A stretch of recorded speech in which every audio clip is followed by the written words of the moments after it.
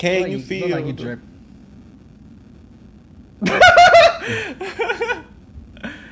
Well, I was gonna say it looks like you dripped in Fenty right now, bro. I mean, not Fenty, Fendi. I was like, Franny, maybe. Like, this gives me all nasty grandma collection, but it give me an all nasty vintage Fendi. Like, I could see them be some Fs. These fringes give me Beyonce tour. It wasn't fringy enough, but y'all get it. But this episode is not about Beyonce. This episode, for once, is not about Beyonce. This episode is dedicated to our Lord and Savior in music, life, love, and being an Aries. We stand Mariah Carey, so that was not great. So if you like this video, please like this video, subscribe, go buy Mariah's book, Get Into Us. And here you go. That was an intro. Bam. Bam. As he said, Mariah's new memoir, The Meaning of Mariah Carey. Is that it? Before I get too far in this shit. That's it. As Chris said, Mariah Carey's memoir, The Meaning of Mariah Carey.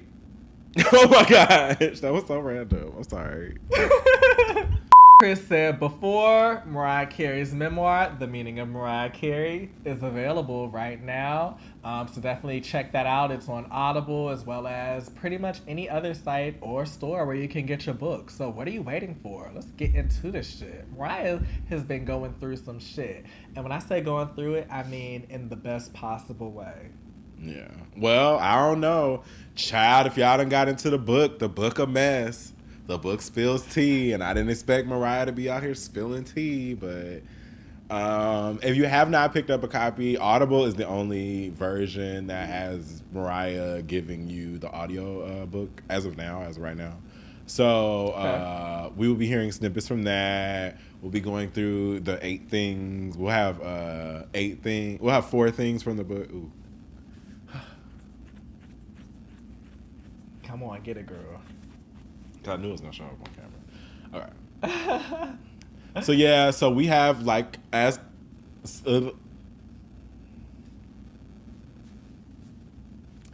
as always, we have our Freeish 4. So we have 4 points in the book where Mariah gives us life or spills some tea. So we're gonna go through that and just talk about the love of Mariah. So, boom. I'm ready to stand. Let's stand.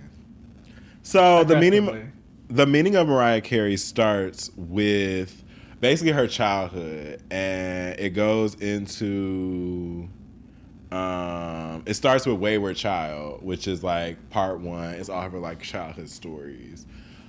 Okay. The first part is very I don't like my family. I don't like my family. Everyone in my family. It's very Toni Braxton and with Iyanla, I hate my family. She talks about how her dad is dark skinned, her mama's light skinned / white. So she had to go through all of this childhood things, being bullied. She saw abuse at an early age. It was definitely a not thing. Abuse. Yeah, and so so the first I guess thing from the book was that she talked about her dad and her brother fighting a lot and how they were very that. And so that talk, Mama said she used to whisper because they were so loud, and that whisper gave her tone. And Mama was like, I discovered that I was that bitch in the mix of y'all foolishness. Cause I'm that bitch. And don't think she's not singing in this book, y'all. She is definitely giving us a few Mariah moments, definitely giving us vocal, definitely giving us, I felt like singing right now, so let me go and get this out. Oh, that is exciting. You know, I'm here for a Mariah moment. When you introduced to me the fact that the book was released, bitch, I was like, okay, look at this. So I'm super excited to hear what Mariah has been coming with. I've never really been one to, I guess, read or listen to a celebrity memoir. So I guess we're literally getting to that age where we be getting into people's memoirs and shit. Right, because I'm trying to think of Memoirs whose of- memoir or who has come out with something like this that I just missed and didn't like. Because I know people be having memoirs, but I never was like gonna listen to one or read one. No, Unless it's Okay. Harry Potter's memoir. And I And we don't fuck with her, right? We don't fuck with Harry Potter's memoir writer no more either. So yeah, basically, she was just like, if this kid survives, it'll be a miracle. Wait, hold on. Oh yeah, so like the dad assaulted the mother when she was 6 years old. So like the police arrived and were basically like, girl, like if you survive to adulthood, like you're literally gonna be a miracle. And like she took that and like ran with that. Let's just get a few like lines from Mariah. Let's just get a few. Bro, I feel like I just need a small blessing. Because Mama was writing. Miss Mamas was writing. Existence. Early on, you face the realization you don't have a space where you fit in, and recognize you were born to exist, standing alone, outside. A word. There was a time in my I felt like she was about to say a childhood biz. I didn't believe I was worthy of being alive. I was too young to contemplate ending my life, but just old enough to know I hadn't begun living, nor found where I belonged. Nowhere in my world did I see anyone who looked like me or reflected how I felt inside. There was my Can mother, we pause this? Patricia, with paler skin and I could already tell it was about to veer even further into that direction, but it is already giving I am mixed. I am mixed, honey. This I is am biracial hair, honey. I She was said, like, ain't nobody look like me. Ain't nobody want to be Ain't me." nobody sing like me. Girl. and my father, Alfred Roy, with deeper skin and kinkier hair, and neither Black. had faces with features just like mine. Negro. I saw them both as riddled with regret, hostages of a sequence of cruel circumstances. My sister Allison and brother Morgan were both older and darker, and not just in terms of the hues of their skin, though they were slightly Alright, huh? browner. The two of them had a similar energy that seemed to block light. They had an approach to the world. I feel like this is that very leaned coded, a little but I more still for whimsy and stand. fantasy, which was my natural tendency. We shared common blood, yet I felt like a stranger among them all, an intruder in my own family. She felt like the white sheep of the family. The mixed sheep of the family. Child, I told you it was giving hella Tony Braxton. I'm standing hearing her say all of this, though. I'm glad she had the time. Yeah.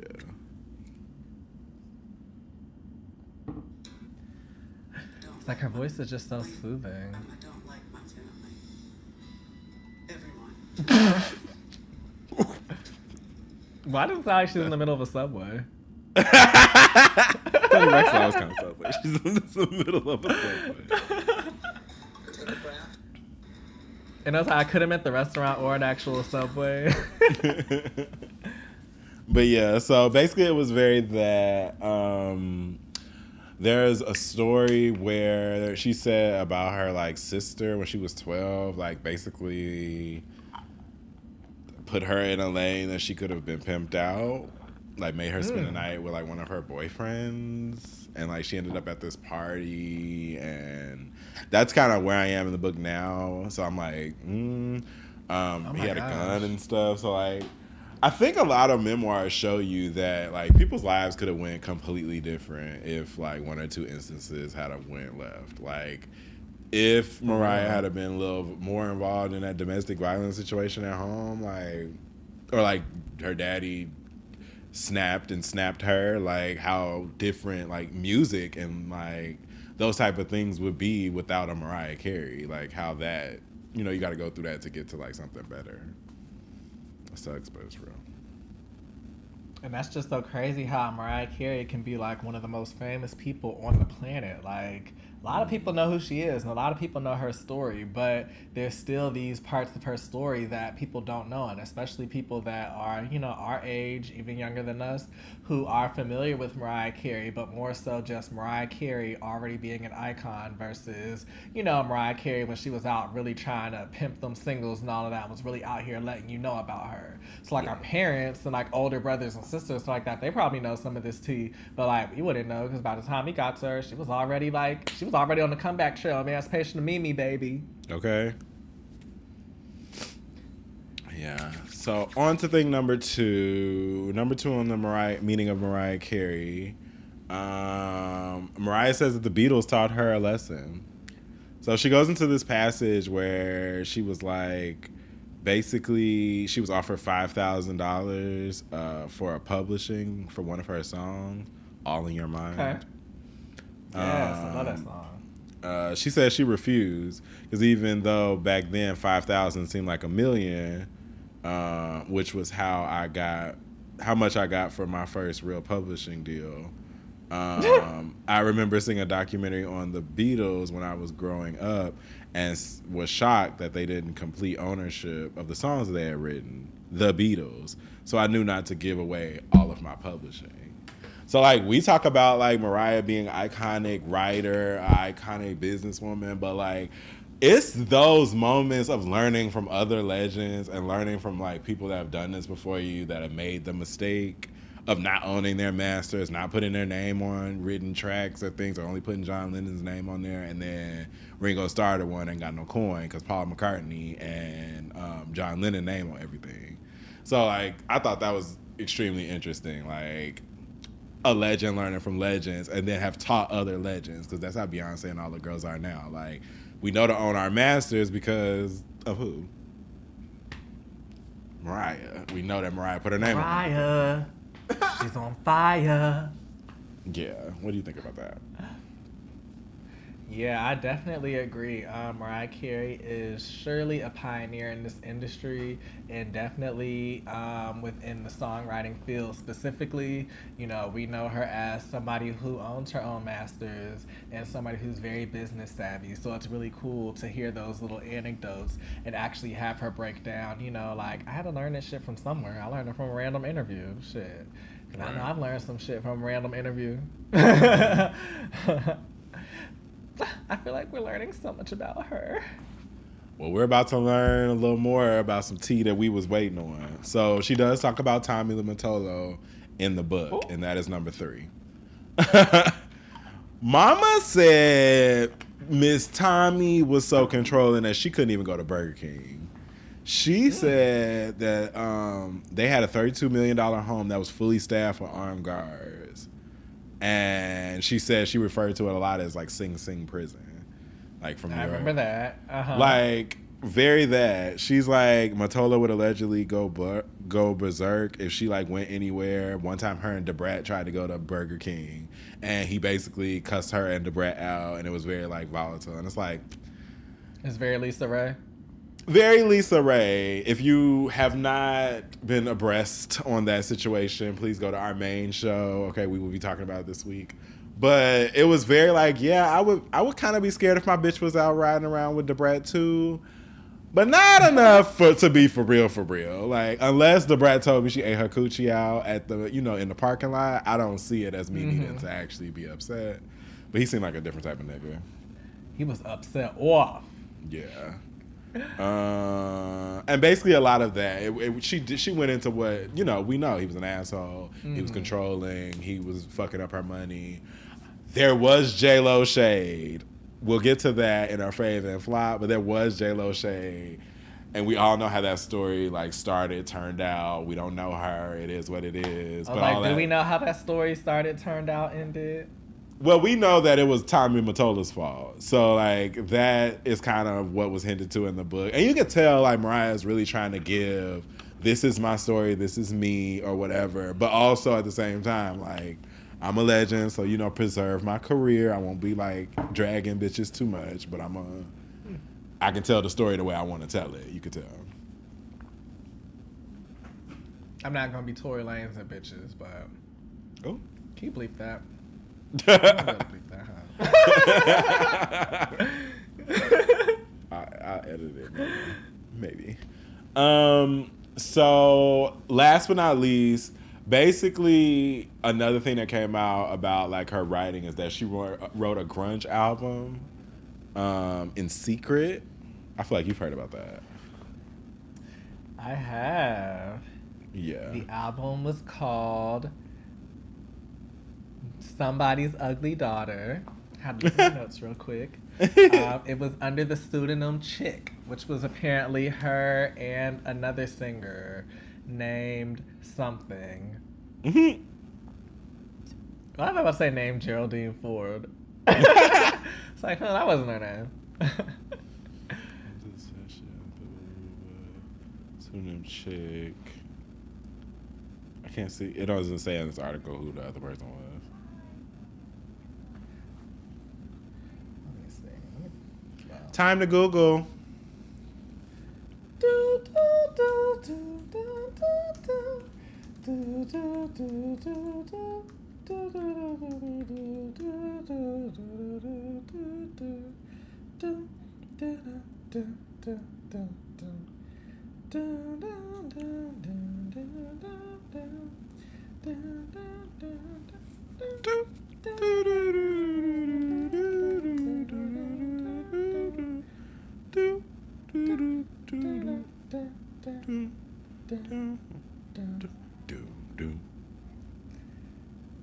What the fuck is this woman's name? Okay, yeah. So, Mariah and her homegirl, Clarissa. Melissa Joan Hart. Bitch, you ain't tell me she did music. You scared of Callista Flockhart? Sorry. Clarissa knows it all. Not Clarissa. Yeah, fuck it. I can't find Clarissa's last name, but shout out to you, Clarissa. We stand you for being friends with Mariah and recording this project. Anyways, so Mariah recorded an alternative grunge album in 1995 around the time of the release of her Daydream album, which, you know, featured Fantasy and Always Be My Baby, hits such as those and more. Mm-hmm. One of the top selling albums of all time, period. Any artist, any group. Period! Yeah, so I guess during that time, you know, she was probably still reeling from the Tommy Mottola situation, and she alluded to the fact that her just needing to feel this escape and kind of do something else led her to record an album with her friend Clarissa. And on the version that the public so far has heard, Clarissa takes lead vocals with Mariah taking background vocals. But apparently there's an even more secret version where Mariah has lead vocals on the songs, and she said she is looking for it. She said she is searching. Could you imagine being that legendary that you have a whole like secret album that's an alternative version of the one you secretly released that's like more iconic, that's probably just in your attic somewhere, just in a box? Like, I did that. Like, oh yeah, I did do that 20 years ago. Let me dust this shit off. Let me go and search in my vault and find like this hit album that could low key. I want to hear it. So, is it available somewhere, or like, do I look up Chic? Is she on Amazon? Is she on Apple Music? She's not on Amazon or Apple Music. Well, she's available to purchase because the actual, I guess it was an actual physical album that was put out at one point in 95, it looked like. So I guess there are like versions of it, but it looks like it's like really expensive to find now. Like it's like hundreds of dollars on Amazon to try to get like a little pre-used one or something. But they do have the album leaked to YouTube. So YouTube has been taking them down, but at any point you can probably find a version of it to be able to hear. I heard a few songs and I was like, these sound good. They sound like some like, you know, low-key Courtney Love type Alanis Morissette shit. Child, she was shouting out Alanis Morissette and all those girls like this week. She's really been showing love on like Twitter. Like it's like she's so prepared to have these moments that it's like that makes sense. It's like, this isn't the 90s no more. I'm motherfucking Mariah Carey. And speaking of Mariah Carey, so we're at the end. We're here at our favorite flop. Our flop this week is Jennifer Lopez, a.k.a. J-Lo, a.k.a. Ashanti's vocal piece, a.k.a. I don't know her. AKA who's that? AKA she's not that chick.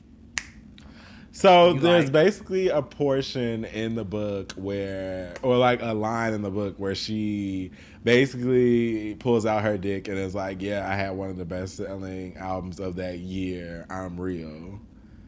And when you look at it, it's like, it's definitely a J-Lo reference. It's definitely like a, I outdid you that year, bitch. Don't ever act like you're like the next me. And it's like, she does kind of go into that like Tommy Mottola thing, but that will never be resolved here for Mariah and J-Lo. I just feel as though Mariah too airy. She be into her Aries bag, you know, to like, she never gonna apologize to that girl. She never gonna acknowledge that she knows her. So the fact that you made it into the book, girl, shout out to you, Jennifer. I heard you have a lot of shit going on this week with the Beehive cutting you up for stealing the partition video, acting like we weren't gonna notice that was the same damn house video and concept structure. But shout out to you, girl, Jennifer. Like, everybody needs love and a ghostwriter. Everybody needs a green Versace dress from 1999. Not everybody has a best-selling album of the year, though, or decade, or of like all time. But you know, like the girl, she's in J-Lo's in lists. She has lists, I guess. She has lists. She has like one of the top followings on Instagram. She gotta at least be Shout one out of the. to you. She gotta be like one of the biggest Spanish artists of all time. Let's go with that. But maybe not quite as big as Shakira. Or Selena Gomez.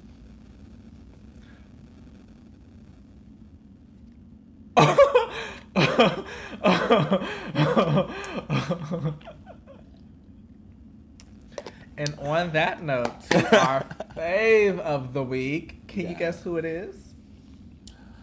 It's Mariah. I was gonna say Bianca for some reason. It's, For some reason I was gonna be like Chick. Bianca. It's Chick. I wonder what her other pseudonyms have been. Like, girl. Did you see the tweet that was like, I have a new all-time fave list. It was like number 1 Mariah Carey, number 2 Bianca, number 3 Chick, number 4 Miss whatever from Precious. Miss Weiss. Yeah, Miss Weiss from Precious. Shout out to Mariah being Miss Weiss and Precious, one of my favorite comedies of all time. Did not know that was Mariah until like my third view watching it because I just couldn't recognize it. I was like, is she gonna have a flashback of Mariah just being like Mariah? Is Mariah gonna be on TV? Like, where's Mariah? She was the lady in the I thought office. Mariah was in this. She was, you gotta talk Miss to Weiss. somebody if you want to get your check. Shout out to her in 12 Years a Slave, where she gave that. Oh, wait. I think she. Shout out to her in 12 Years a Slave, where she was a light-skinned slave, giving us, like. I'm in the field. But in the field, you know, giving us equality. But, like, Yeah. in the field as Mariah. Like, I'm in the field, but this is great lighting. This is a moment. This is a historical thing. I'm giving you life. But as a slave. But for real, like, shout out to this woman. It's so crazy. I was on Twitter reading all the little tea about somebody's ugly daughter. And it's so crazy. If you look on Amazon for the review for the album, there's a review that's from like a CH or whatever, which is definitely Clarissa. And it says something to the effect of, wow, I had so much fun recording this album. There's even a little something extra special for the little bit of you guys who have heard it. And it's like a little winky face. And it's like, oh my God, it was Mariah Carey. And she wrote that in 2015. And people would have no idea. That's so cute. I love shit like that. Yeah, nice callbacks. Her career is a good callback. Like, it could have went so weird, but like the fact that we're standing over a grunge album that she made during an iconic era, like, thank God, it's not nothing worse than that, like, girl. Like, thank you, because we've had legends come and go, And some coming. some up and coming. Been up and coming since 1992.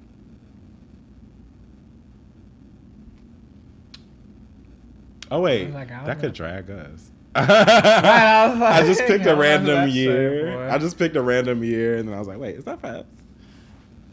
Anyway, on that note, ladies and gentlemen, this has been another episode of Freeish. This has been dedicated to Mariah. If you want more of this content, if y'all want us to read the book, if y'all want us to give excerpts in Maya Angelou vocals, please let us know in the comments below. Wherever you're watching this, press subscribe. And this thought, Ricky leaves with you. This thought, Ricky leaves with you. If you know how to scream like Mariah, make sure you scream whenever you have the chance. 'Cause you've got me feeling emotions deeper than I've ever felt now. Whoa, whoa, you got me feeling emotions deeper than I've ever dreamed of. Yes, we don't want copyright strikes. Love y'all. Bye. Why'd I do that? Anyways. That felt like something Mariah would do though. Like, right. I don't want to touch you, but here. And see.